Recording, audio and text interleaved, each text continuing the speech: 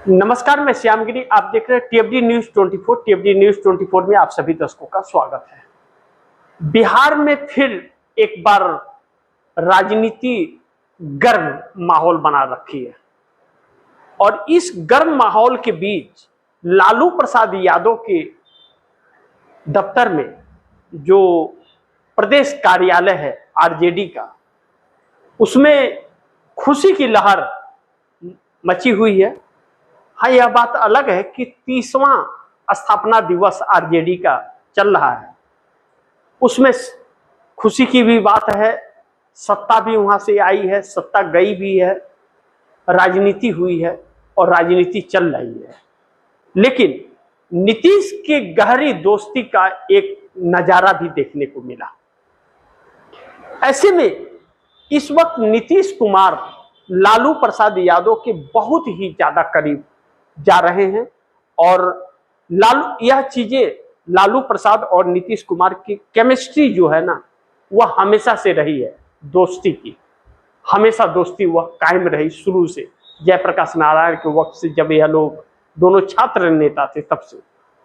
लेकिन अब दोनों अलग अलग रुख में हैं, अलग अलग पार्टियों में। लेकिन नीतीश कुमार इस वक्त सीएम नहीं है।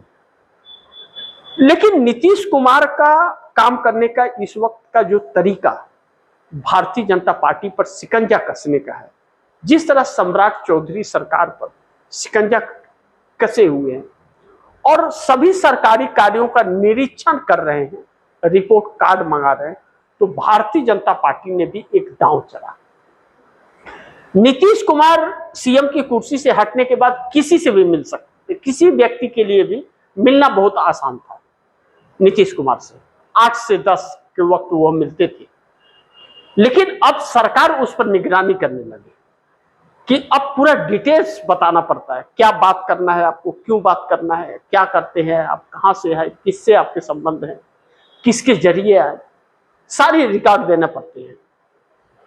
यानी कि एक तनातनी वाला परिस्थिति भारतीय जनता पार्टी और नीतीश कुमार के अंदर है। और तनातनी है तो जेडीयू कह रही है कि मैं समझौता नहीं करूंगा मोदी से, तो इसका मतलब सम्राट चौधरी सरकार सकते में है और संकट में है। कभी भी सीएम की कुर्सी भी जा सकती है। अगर नीतीश कुमार को डिप्टी पीएम नहीं बनाया गया, जैसा अमित शाह ने वादा किया था, तो नीतीश कुमार सम्राट चौधरी की सरकार गिरा देंगे और मोदी भी संकट में आ जाएंगे। 85 एमएलए और 12 सांसदों की ताकत नीतीश कुमार के पास है और बार बार नीतीश कुमार इसका एहसास कर रहे हैं कि यह मत सोचिए कि इंडिया गठबंधन से आपने 26 सांसदों को तोड़ लिया तो फिर आप बच जाएंगे। जिस दिन मैंने आपका साथ छोड़ा उस दिन सरकार गिरा दूंगा। यानी कि 12 सांसदों में 26 सांसदों से अधिक की ताकत है। वजह यह है कि नीतीश कुमार जहां खड़े होते हैं वहीं से लाइन शुरू हो जाएगी। जुगाड़ू व्यक्ति हैं, जुगाड़ तुरंत कर लेंगे। पहला जुगाड़, नीतीश कुमार के छोड़ते ही चंद्रबाबू नायडू के 12 सांसद एक झटके में मोदी से समर्थन वापसी का ऐलान कर सकते हैं। और इस बार पार्लियामेंट सेशन के अंदर नरेंद्र मोदी सरकार 3 बिल ले आई है। एक डिलिमिटेशन, 1 नेशन 1 इलेक्शन, और तीसरा है मुख्यमंत्रियों को जेल में डालने का। 30 दिन अगर जेल में रहे तो उनका मंत्री पद से इस्तीफा हो जाएगा। इसमें पीएम का भी नाम लिया जा रहा है। आप दर्शक जानते हैं कि किसी का हिम्मत नहीं है पीएम को हाथ लगा दे, फिर भी एक नाम सिर्फ जोड़ा जा रहा है जो कभी संभावनाएं दूर दूर तक नहीं है। लेकिन विपक्ष की सरकार और सहयोगी दलों को ऊपर दबाव डालने के लिए यह कानून लाया जा रहा है। इसे भारतीय जनता पार्टी सरकार गिराने और सरकार बनाने के लिए इस्तेमाल करेगी कि मुख्यमंत्री को जेल में डाल के पूरी सरकार को गिरा दे।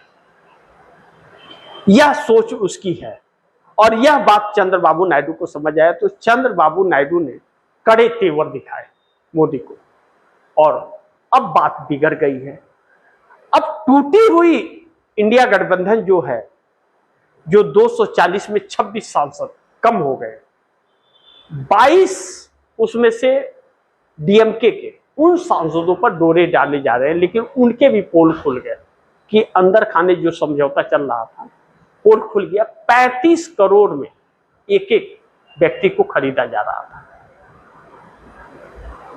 अब ऐसे में भारतीय जनता पार्टी के अंदर मोदी और शाह को लेकर के बगावत चल गई है। मोदी अमित शाह को प्रधानमंत्री बनाना चाहते हैं और अमित शाह के रास्ते में जो जो है प्रधानमंत्री बनने के लिए रोक सकता है, उसको बदनाम करने में लगे। कुछ बदनाम और कुछ साजिश और कुछ सच्चाई। नितिन गडकरी का पहला नाम आता है, जो प्रधानमंत्री की दावेदारी में आरएसएस की तरफ से सिलेक्ट हो सकते हैं, तो उनको एथनॉल के मामले में और हाईवे के मामले में बदनाम करता है। और वह सच्चाई है कि भ्रष्टाचार हो रहा है, इसमें कोई शक नहीं है, लेकिन वह पोल खोले जा रहे हैं। योगी आदित्यनाथ राम मंदिर पर फंस गए हैं और पूरा आरोप उनके ऊपर मढ़ने की कोशिश की जा रही है, जबकि हकीकत है कि आरएसएस और मोदी तक तार उसके जुड़े हुए हैं। दूसरा, हरदीप सिंह पुरी के वजह से भी बदनामी हो रही है। एप्स्टीन वाले मामले में हरदीप सिंह पुरी लाइन में है। राजनाथ सिंह पुराने खिलाड़ी हैं भाजपा के, इनको भी निपटा देने की भरपूर कोशिश की जा रही है। इन सभी के बीच धर्मेंद्र प्रधान का भी नंबर है, जिनके खिलाफ आंदोलन आजकल चल रहा है। ऐसे में जो एक माहौल देश का बिगड़ा है, इससे इंडिया गठबंधन को मजबूती मिली है और इंडिया गठबंधन को एक लड़ाई लड़ने की भारतीय जनता पार्टी से जज्बा मिला है। दूसरी तरफ ममता बनर्जी को पूरी तरह से खत्म करने की कोशिश की जा रही है, प्रताड़ित किया जा रहा है भारतीय जनता पार्टी द्वारा, मारपीट तक की नौबत आ रही है, उनके दफ्तर तक को छीना जा रहा है। ऐसे में ममता बनर्जी का आधिकारिक बयान आया, फेसबुक पर लाइव करते हुए ममता ने कहा कि अमित शाह हमें खत्म कर दो पूरी तरह से, अगर टीएमसी पर कब्जा करना है तो हमें खत्म करना पड़ेगा, अन्यथा मैं बच गई तो मैं आपको खत्म कर दूंगा। यानी कि टीएमसी को खत्म करने के चक्कर में भाजपा भी खत्म होगी आने वाले दिनों में।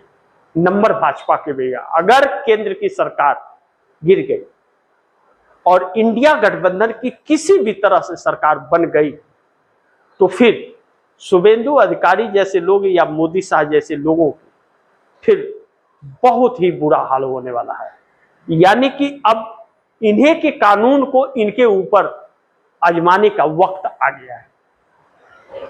लेकिन राहुल गांधी ने जो कहा था कि पूरा सिस्टम करप्ट हो चला है, पूरा सिस्टम मोदी शाह के साथ है, इसीलिए किसी को भी यह कर रहे हैं। लेकिन मोदी शाह यह भूल गए कि सरकार बनाए रखने के लिए 272 सांसदों की जरूरत है।